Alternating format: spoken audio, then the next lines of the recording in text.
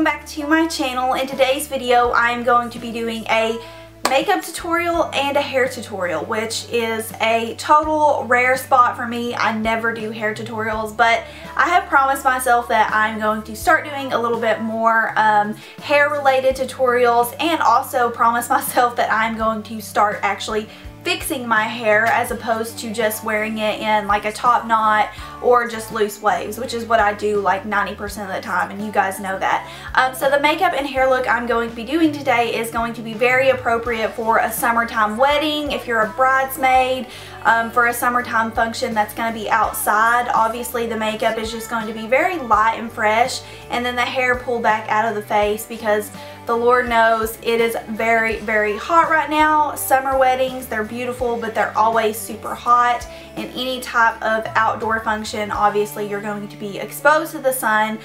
So yeah, I just thought this would be a really fun tutorial if any of you guys have a special occasion like that to go to. I do want to mention that the hair look I did not create. It is totally something I found online from Kate from the Small Things blog. I love her hair tutorials, and I found one of her kind of messy bun tutorials, and she just did a regular braid, and I wanted to switch it up to kind of make it my own. So instead of doing a regular braid, I did a French twist on the side. So definitely wanted to kind of jazz it up just a little bit so it would be a little bit different. But anyways, if you guys are interested in this tutorial, then please keep on watching. I'm starting out by prepping my eyelids with my new favorite eyeshadow base. This is the MAC Paint Pot in Vintage Selection, and it's just the most gorgeous neutral tarnished color. It makes the perfect eye base for any kind of shimmering neutral eye look. Next, I'm going in with MAC's eyeshadow in All That Glitters. This is a permanent shade. It is in a limited edition quad, but you can get this shade individually. And I'm placing that on a fluffy blending brush and really focusing that on the inner part of my lid to help brighten and lift that area. Next, I'm going in with MAC's Sable eyeshadow. Again, this is a permanent shade. You can get it individually. And I'm just popping that onto a flat eyeshadow brush. This is the one that comes in the Urban Decay Naked 3 palette. And what I'm doing here is basically kind of just carving out my eye shape. If you have more of a hooded eye shape like I do, this is a really good technique to kind of get that soft triangular look to your lid. If you do have a different eye shape than me, then obviously you're going to have to customize this. But I'm basically just kind of sketching out my eye to give it more definition. Of course, it's very important to tightline those eyes so you don't have any skin peeking through.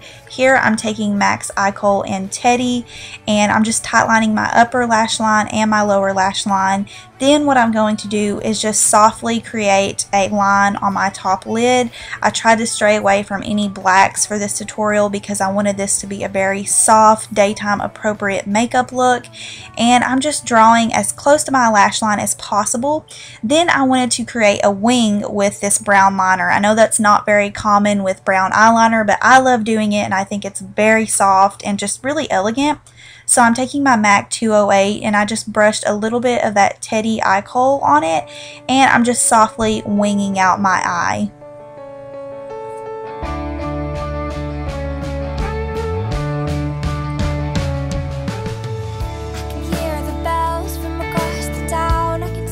I'm going back to Sable and taking that flat eyeshadow brush, and again just sweeping that under my lower lash line to really diffuse that area.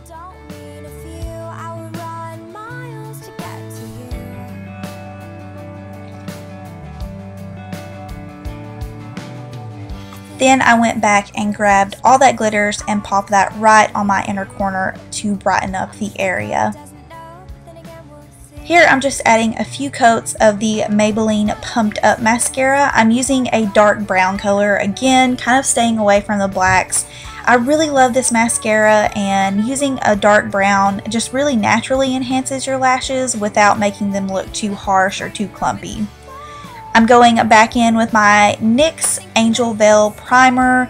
I've been just reaching for this a lot lately. For this look, I'm mixing MAC Face and Body and the Loreal True Match Lumi. The reason for doing this is the MAC Face and Body is a great, just all-around foundation for any type of look. It doesn't have a dewy finish. It doesn't have a matte finish. and it stays on all day, yet it feels like nothing on your skin. I just highly recommend this foundation for any type of special occasion or anytime you want your makeup to last all day.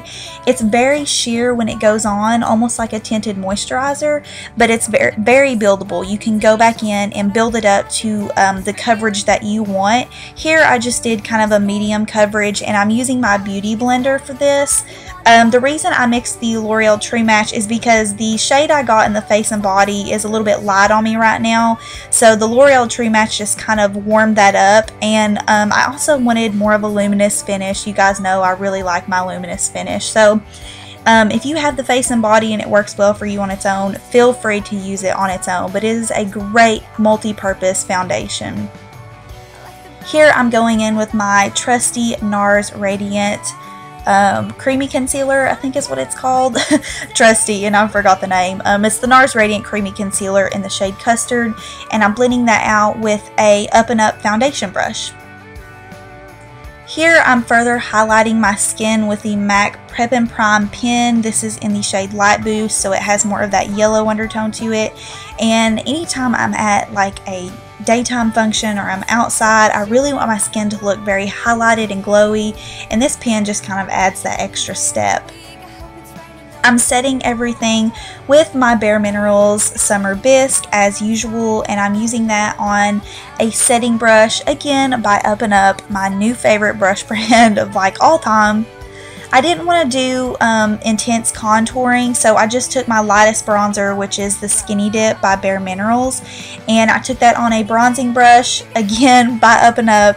I pretty much used Up and Up brushes throughout this entire tutorial, and I've raved about these brushes. They're so inexpensive and they're just great quality. I have been obsessed with these brushes lately. Next, I'm mixing two cream blushes, Something Special by MAC and Brit Wit by MAC. I just kind of wanted to create a really nice neutral color, and I'm using that on a stipple brush. Then I'm going in with my NARS liquid highlight, and this is in the shade Hot Sands, I believe. And whenever creating like a daytime look like this, you definitely want to make yourself look as natural as possible, and I think using these cream and liquid products will really help you achieve that. For the lips, I'm using my NYX lip liner in the shade Beige. This is just a really pretty natural lip color. It's almost like the same shade as my lip, except a little bit more enhanced.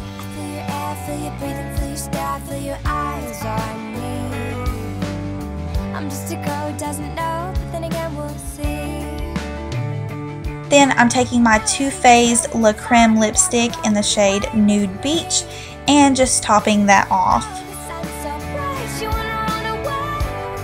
And that is it for the makeup look. Just really soft and just fresh and glowing, and it's just one of my favorite go-to looks for any type of special occasion, especially in the summertime.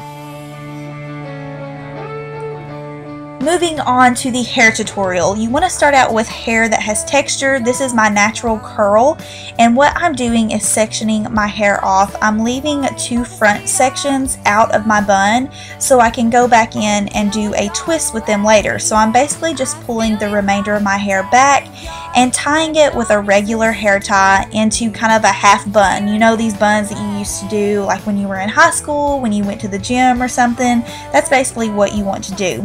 Then I'm just securing the bun down with bobby pins. It's really important that you use bobby pins that are the same color as your hair. I used black ones when I practiced this tutorial, and it looked awful, so I definitely had to get blonde bobby pins so it would mix well with my hair. But you just want to pin that bun down and make it look like that. Then you're just going to go back to the front sections of your hair, and you're basically just going to French twist them. Now, if you don't know what a French twist is, seriously guys, if I can do this, you can do this. You're going to start out with two strands of hair, wrap one over the other, and each time you wrap, you're going to add another piece of hair to the bottom section. So if you just kind of watch me, I think you'll get the hang of it. I am seriously the world's worst at hair, and this was a breeze for me, so I really think it will be for you guys too.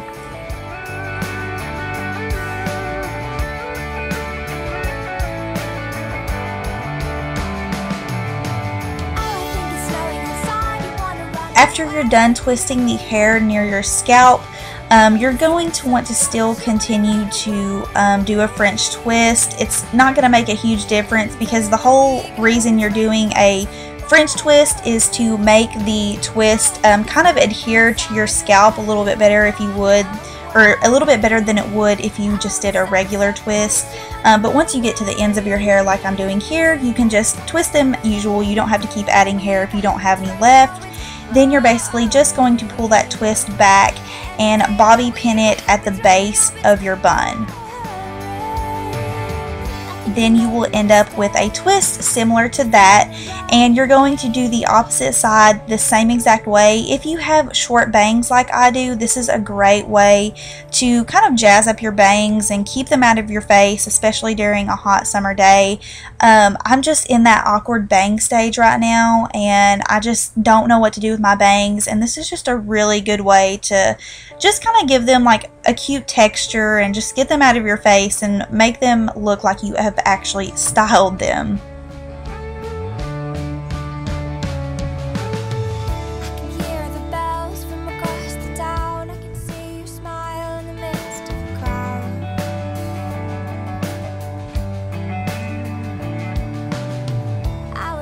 And I'm doing the same thing that I did on the first side, just wrapping that around at the base. You're definitely going to have to play with this and make sure you don't have any bobby pins showing. Here I didn't really, this was just my first attempt. I do have a couple bobby pins showing, but you guys get the idea. You can hide those very easily. And that is pretty much it for this look. I hope you guys enjoyed this, and I will see y'all in the next video. Bye!